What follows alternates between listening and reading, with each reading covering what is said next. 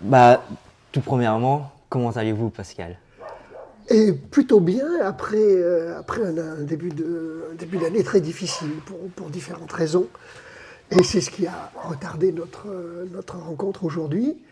Ma femme a commencé par se casser l'épaule, ce qui paraît anodin, mais qui est en fait le type de fracture qui est le plus difficile à régler. Elle est partie pour 6 mois de handicap, donc là elle souffre toujours.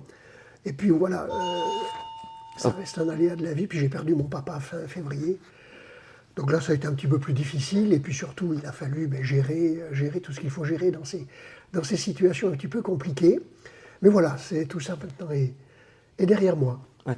Donc, est-ce que vous pouvez vous présenter pour ceux qui ne vous connaîtraient pas, qui savent pas qui est Pascal Vasselon? Alors oui, c'est très simple en fait. Je suis quelqu'un qui, dès son plus jeune âge, a décidé que sa passion serait le sport automobile, ou plutôt le sport automobile s'est imposé comme une passion à cause de ou grâce à des voisins. J'habitais en France à l'époque, au Puy-en-Velay, et j'ai eu la chance d'habiter à côté de voisins qui étaient versés dans la moto et qui sont arrivés à d'ailleurs un haut niveau. Le fils de mes voisins était champion de France d'enduro. Et ça m'a tellement fasciné que j'ai commencé, comme beaucoup, par la mobilette, la petite moto de trial, la moto de cross, le karting, et ainsi de suite. Et à cet âge-là, s'est mise en place une passion, ce qui fait que j'ai orienté mes études pour faire ce que je souhaitais faire. Et à l'époque déjà, c'était la Formule 1. Donc j'ai fait une école d'ingénieur qui préparait normalement très bien la Formule 1, c'est Super Héros. Il y a énormément d'ingénieurs en F1 qui viennent de Super Héros. Et puis voilà, de fil en aiguille, à la fin de Super Héros, j'ai réussi à me faire embaucher chez Renault Sport. Châssis, malheureusement, à une époque où c'était 85, Renault Sport a arrêté son équipe châssis pour ne continuer qu'avec des moteurs. Donc, première avanie. Bon, je vais essayer de raccourcir un petit peu. Une période de 3 ans chez Renault à développer des voitures de route dans le centre d'essai de Normandie. Ensuite, 3 ans chez Michelin, toujours dans la dynamique du véhicule, comme préparation à la course. Et puis, dans les années, ça devait être 92, j'ai décidé de revenir à la compétition chez Michelin. Donc d'abord responsable des activités circuit. Donc, à l'époque, c'était GT, c'était touring car, tout ce qui roulait sur 4 roues. Et puis en 2000, j'ai été chargé de développer la deuxième attaque Michelin sur la F1. Et j'ai été directeur F1 de 2000 à 2005. Et puis en 2005, j'ai franchi le pas, toujours en F1, de passer côté écurie, et je suis arrivé chez Toyota en 2005. D'abord manager recherche et développement, puis très vite directeur technique châssis en 2006 jusqu'en 2009. Et puis après, arrêt de la F1 pour une multitude de raisons au moment où le team commençait à bien fonctionner. Mais bon, ça nous a permis de tourner la page F1 et d'ouvrir le livre, ou de réouvrir le livre Endurance de Toyota, pour après quelques années difficiles, arriver à devenir, je crois, la référence actuelle de l'endurance, avec 5 victoires au Mans et 6 titres de champion du monde. Oui, bah, d'ailleurs, enfin, comme vous venez de le dire, donc en 2005, vous arrivez chez Toyota en Formule 1. Oui. Qu'est-ce que la Formule 1 vous a apporté dans l'endurance en WEC? Parce que la Formule 1, on sait bien, c'est tout ce qui est la pointe de la technologie, Voilà, etc. la F1 a été et reste le pinacle du sport automobile, c'est-à-dire que tout est poussé à sa limite en F1. Et ce que la F1 a apporté, c'est un niveau de technologie, un niveau de processus.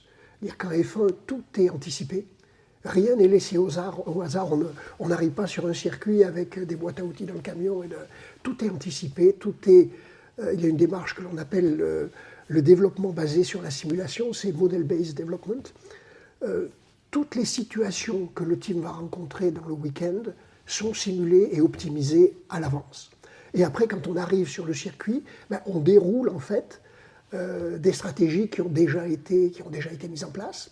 Et c'est ce que Toyota a mis en place en endurance. Et ça représente, je dirais, des hommes, la formation des hommes et une usine qui doit permettre de mettre en place l'ensemble de ces outils qui permettent de préparer la course.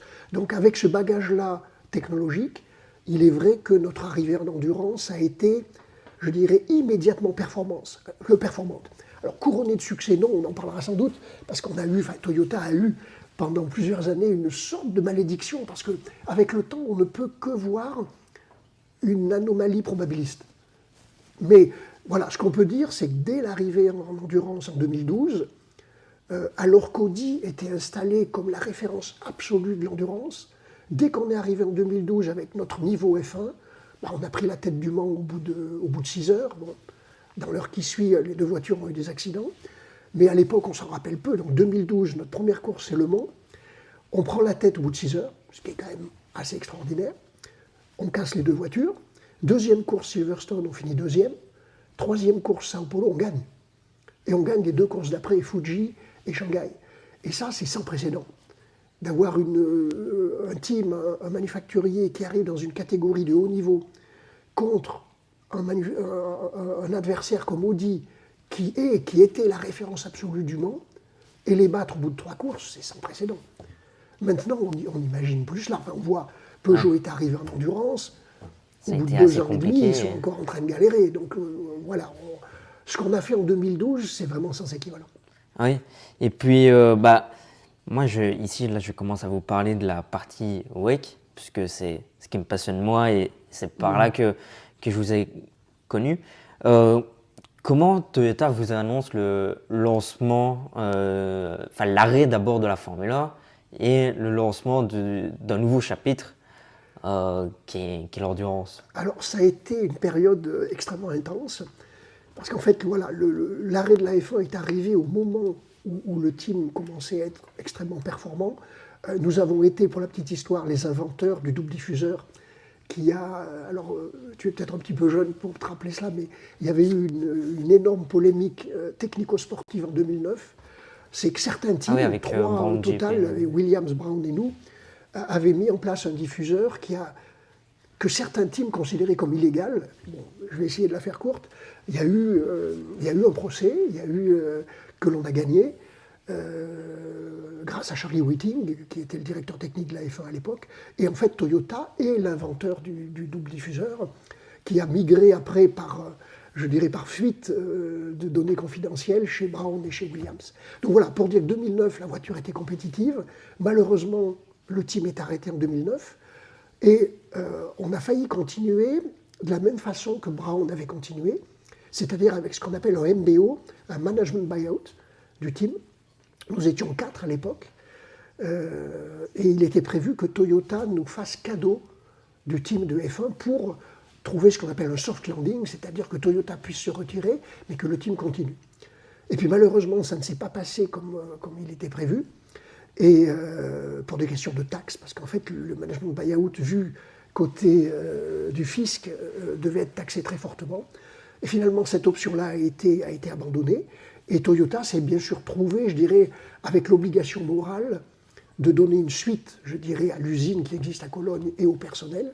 Et c'est comme ça qu'assez vite, on a ouvert le chapitre endurance, parce que justement, il est apparu que le bagage technologique de l'entreprise devait permettre de s'exprimer très correctement en endurance. Et c'est comme ça que, entre fin 2009 et 2012, en fait, assez vite, on est passé à l'endurance.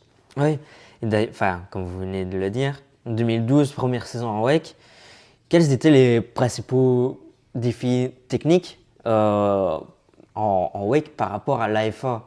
Parce que c'est des courses beaucoup plus longues, c'est pas les mêmes technologies partout.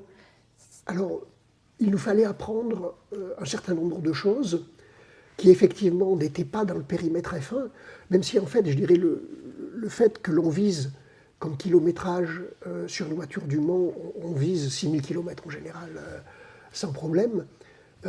Dans une démarche d'optimisation, c'est juste changer un chiffre dans les processus d'optimisation. Donc en fait, on peut tout à fait utiliser les processus de fiabilisation F1 au Mans, où il suffit juste de changer l'objectif. Mais il reste qu'il y avait un certain nombre de domaines où le team n'était pas, je dirais, entraîné, avec lesquels le team n'était pas familier. Et c'est pour ça qu'on a mis en place à l'époque cette collaboration avec Oreca, qui était un team, je dirais, privé, non attaché à un constructeur, et qui opérait à très haut niveau en endurance. Et on a créé ce partenariat avec Orica, je dirais, à partir d'une vision humble que nous ne connaissions pas tout à l'endurance. Et donc, comme on voulait vite progresser, on a mis en place ce partenariat qui nous a permis une grande complémentarité dès le départ et qui nous a permis d'arriver tout de suite à un niveau qui a mis en difficulté Audi. Ouais. Et d'ailleurs, en parlant d'Audi, comment avez-vous vécu chez Toyota cette rivalité qu'il y a eu ces 2 premières années avec Audi qui était considéré comme le géant, qui était indétrônable, qui depuis plus d'une dizaine d'années au Mans, Alors après, on vit la relation avec les compétiteurs de différentes façons, mais je tends à considérer qu'une certaine forme de haine du compétiteur est un moteur en compétition. Je crois qu'il est difficile, quand on est vraiment un compétiteur, d'avoir une relation cordiale et sympathique. La haine du compétiteur fait partie de la motivation, donc je ne vais pas dire que la relation a été très facile, hein, sachant que on leur a donné aussi des raisons de nous haïr un petit peu, puisqu'on les a secoués. Donc voilà, il y a eu des moments très difficiles, surtout quand on s'affronte au niveau des réglementations.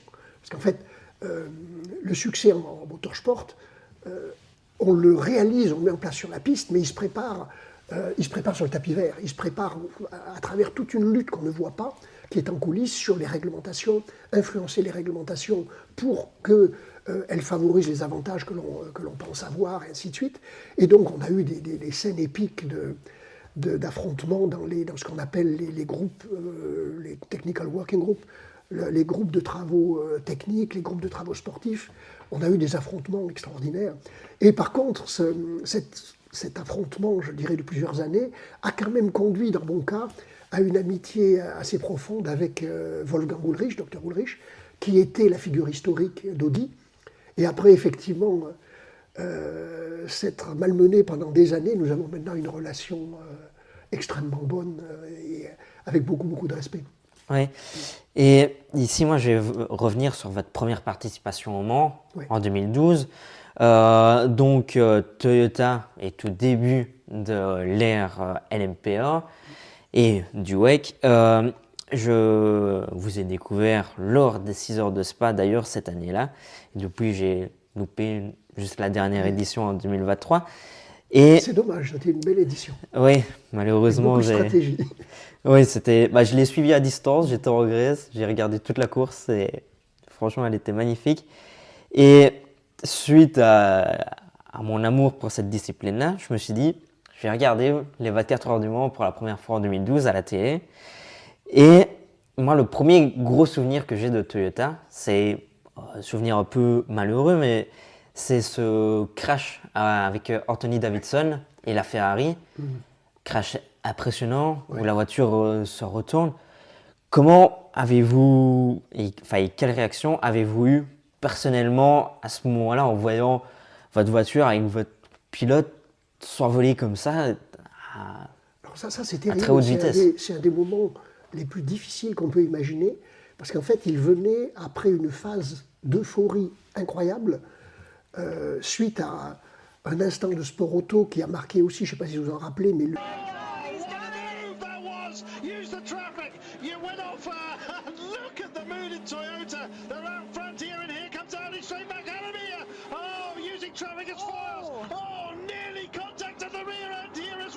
le dépassement de Nicolas Lapierre sur Benoît Tréluyer, qui dure pendant quasiment un tour où il roule, où Nicolas Lapierre passe dans l'herbe et il finit par doubler l'Audi de Tréluyer et prendre la tête après 6 heures pour notre première course.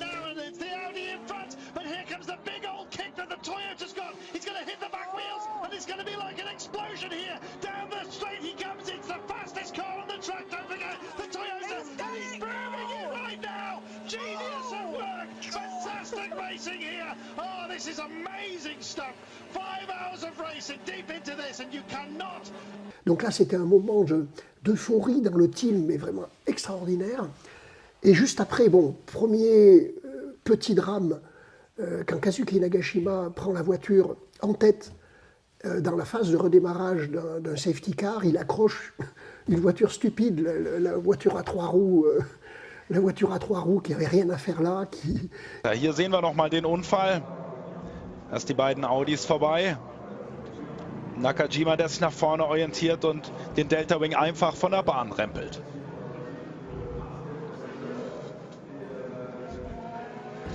Et il n'a pas estimé le fait que cette voiture n'avait pas la même largeur tout au long de son empattement. Enfin bref, un truc idiot, et on perd la voiture de tête. On perd une des deux voitures. Et peu de temps après, la voiture de tête, donc était partagée par Nicolas Lapierre alors attendez, non, là j'ai mes souvenirs qui se croisent. Donc la voiture de tête, c'était Kazuki Nagashima et Lapierre, donc celle-là elle est éliminée par la Delta Wing.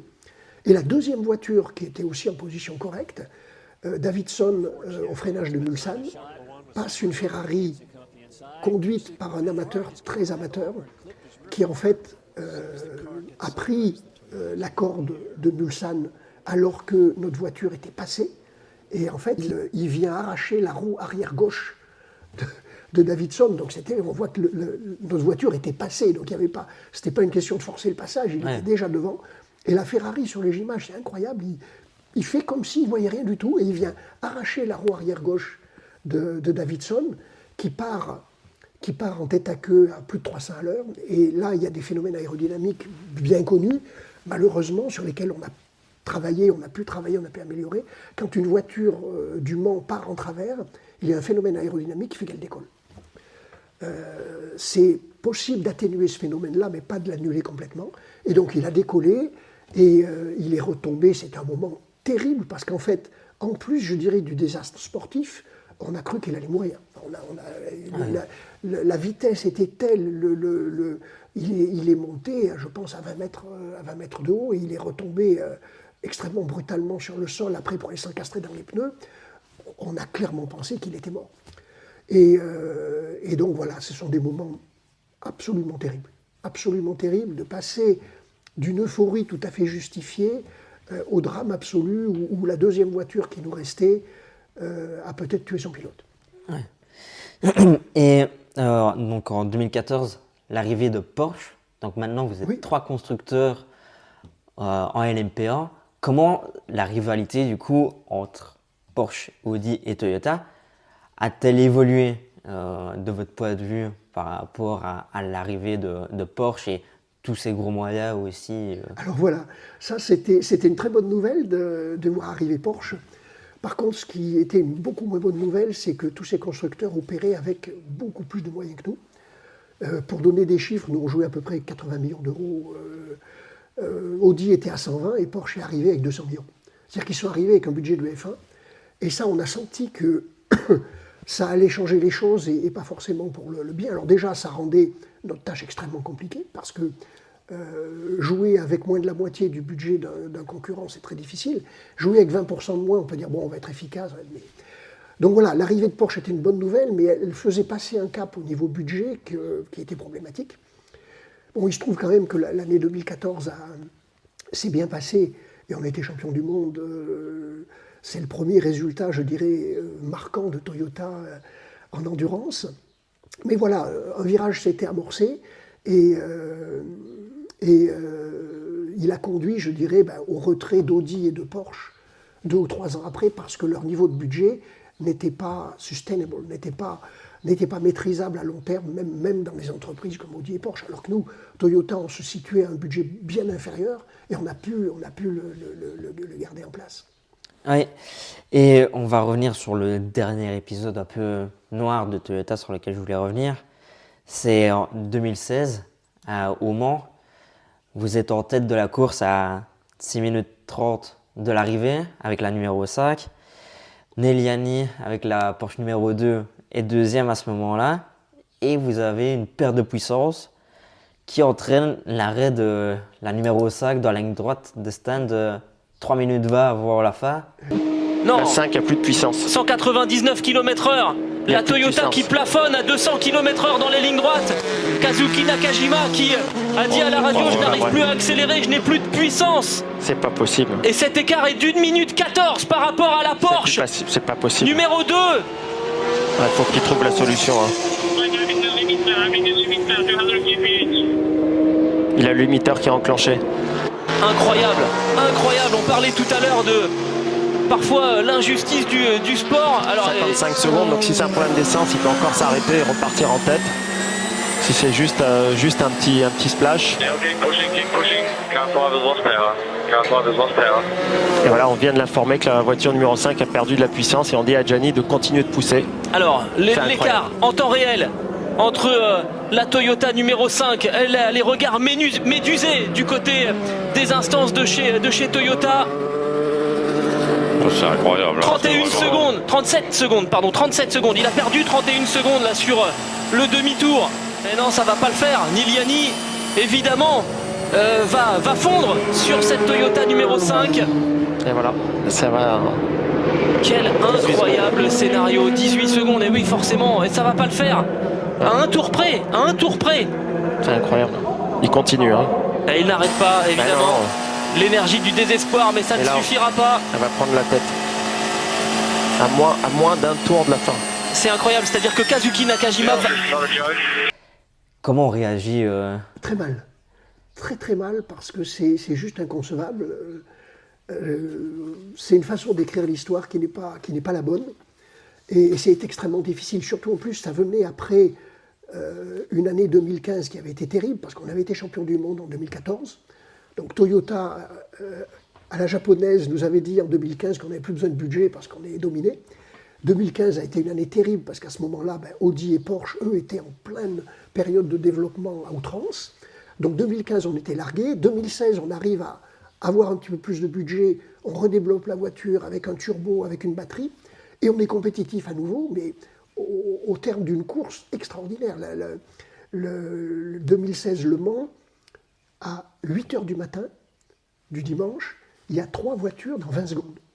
C'est-à-dire qu'il y a la Porsche numéro 2 et nos 2 voitures 5 et 6 qui sont dans 20 secondes. Donc c'était extraordinaire, une bataille extraordinaire. Et on prend le dessus sur Porsche, on faisait un tour de plus de relais, on était un tout petit peu moins vite en rythme, mais on compensait par la stratégie. Et à 6 minutes de l'arrivée, la Porsche numéro 2 crève. Donc là, on dit, voilà, c'était fait. La course était gagnée. Quand l'adversaire crève et prend 2 minutes, la course était gagnée. Et là, il y a cet épisode qui est resté marquant où Kazuki nous dit I have no power. Et ce qui s'est passé, on n'a toujours pas compris d'ailleurs. On a la pipe qui alimente le moteur en sortie de turbo, donc une pipe haute pression, s'est décollée. Il y a un collage carbone-aluminium qui s'est cassé. On n'a toujours pas compris pourquoi, parce qu'en fait, au fil des endurances, pour préparer le Mans, on fait 4 endurances. On fait 4 fois le Mans. Et les pièces prototypes qui avaient permis la validation avaient fait 17 000 km. 17 000 km. Et celle-ci, elle a fait 5 000 et quelques. On n'a pas trouvé de défaut qualité, on ne sait pas ce qui s'est passé. On n'a pas compris. Parce que ce n'était pas une pièce critique. Enfin bref, ça s'est passé et ça a été terrible, surtout que c'est une époque où il y avait une malédiction qui frappait Toyota au Mans, qui s'est répétée en 2017. On pourrait parler de la course 2017 pendant 1 heure. Toyota était performant, Toyota gagnait des courses, mais au Mans, il se passait toujours quelque chose et on a vraiment cru que, en n'étant absolument pas superstitieux, qu'il y avait quelque chose. Et puis après, on a pu voir que une fois passée cette malédiction, en fait, on a gagné 5 fois le Mans avec parfois une chance extraordinaire.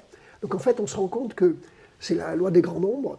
Sur un grand nombre de participations, les choses s'équilibrent. C'est-à-dire qu'il y a des 24 heures du Mans qu'on aurait dû gagner, qu'on n'a pas gagné, 2014, 2016, 2017. Toyota était le vainqueur logique, y compris parce qu'on avait une fiabilité qui était meilleure que les autres sur le papier. Et par contre, il y a des Mans qu'on a gagnés par la suite qu'on n'aurait pas dû gagner. On a eu des coups de chance extraordinaires. Oui, je me souviens très bien de Le Mans 2017 où là c'était l'hécatombe en LMPA. Il y avait extraordinaire. Et le Camus qui est en tête du Mans et qui a une histoire extraordinaire avec un pilote qui lui fait signe. Là, il faut 1 heure pour le raconter, celle-là. Ouais. Et qui finit par griller l'embrayage parce qu'il fait 3 démarrages en côte à cause d'un pilote qui lui dit de partir alors qu'il y a un safety car qui arrive. Enfin bref, c'est une histoire qui est longue à raconter. Est-ce que vous avez vu une grosse évolution technique, vous qui avez été directeur technique, pendant le LMP1 entre 2012 et la fin du énorme. LMPA. La compétition à ce niveau-là, ce n'est fait que d'évolution. Parfois, il y a des petites révolutions, mais il y a des évolutions continues. C'est-à-dire qu'on a un team complet qui, tous les jours, chaque membre du team essaye d'apporter un petit gain. En japonais, on appelle ça le kaizen. C'est le step by step. C'est-à-dire qu'on n'attend pas de faire des améliorations d'une seconde au tour. Non, on empile 15 améliorations de 3 centièmes. Et c'est comme ça qu'une voiture progresse. Donc, les évolutions, c'est constamment. Alors après, les évolutions majeures, ça a été le passage des capaciteurs aux batteries. Ça a été des évolutions majeures. Mais après, il y en a eu tout un tas d'autres. Les évolutions des inverseurs, les évolutions des matériaux des moteurs, les évolutions de la technologie moteur. On est passé d'un moteur aspiré à un moteur turbo. Il y a énormément de choses qui se passent parce qu'il y a un team complet qui est là pour générer des progrès. Ouais. Et je vais revenir sur une question que vous avez déjà un peu répondu tout à l'heure. Est-ce que vous avez été surpris du retrait de Audi et de Porsche en 2016 non, et en 2017? On n'a pas été surpris parce qu'on leur disait que ça allait se passer. Quand on a vu les niveaux de budget que Porsche brûlait et Audi brûlait, qui n'étaient pas strictement nécessaires, parce qu'on a réussi à rester compétitif et même à être meilleur qu'eux avec moins de la moitié du budget. Donc ça, on a même, nous, Toyota, demandé la création d'un groupe de travail qui s'appelait le Cost Saving Work. Parce qu'en fait, on sentait que ça n'allait pas être tenable. Et on a fait passer un certain nombre de choses à l'époque, réduction du nombre de personnes en piste, réduction du nombre de jours d'essai. On a essayé de rendre les gens raisonnables, mais ça n'a pas suffi. Et donc, on a vu effectivement Audi partir fin 2016 et Porsche partir fin 2017, mais c'était prévisible, malheureusement. Et comment avez-vous gardé cette rage, cette volonté de gagner après leur retrait? Parce que on est comme ça, la les concurrence compétiteurs, était on est compétiteurs et il fallait qu'on prouve quelque chose. Et effectivement, on avait prouvé qu'on pouvait être compétitif comme Porsche et Audi. Il nous restait à prouver qu'on pouvait gagner le Mans, sachant que gagner le Mans, si on fait un Mans rapide sans problème, on gagne contre n'importe qui.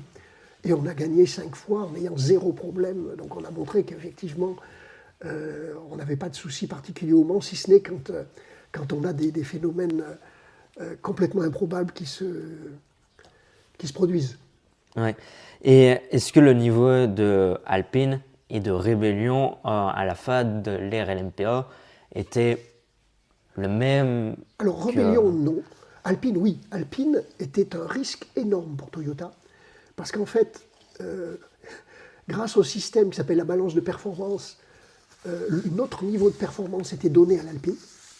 Donc, c'est-à-dire qu'on ne pouvait même pas dire on va être...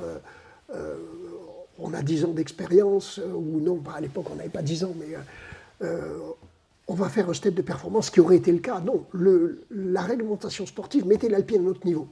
Et c'était une voiture hyper simple, hyper fiable avec un air. Donc en fait, sur le papier, l'Alpine avait tout pour gagner. C'est-à-dire, en fait, c'était terrible comme situation pour Toyota, parce qu'on était considérés comme les larges favoris, alors qu'en fait, la réglementation faisait qu'on n'était pas favoris. Strictement parlant, en analysant, l'Alpine était un concurrent redoutable. Honnêtement, plus redoutable que l'année dernière, Ferrari, Cadillac, qui eux venaient avec, je dirais, des questions fiabilité, des questions... L'Alpine était plus redoutable sur le papier que Ferrari, Cadillac et Porsche l'année dernière, parce qu'ils avaient une voiture qui était fiabilisée, qui était simple à opérer, qui ne risquait pas d'avoir 36 choses qui vont mal pendant la course. Le team Alpine, Signatec, était un bon team.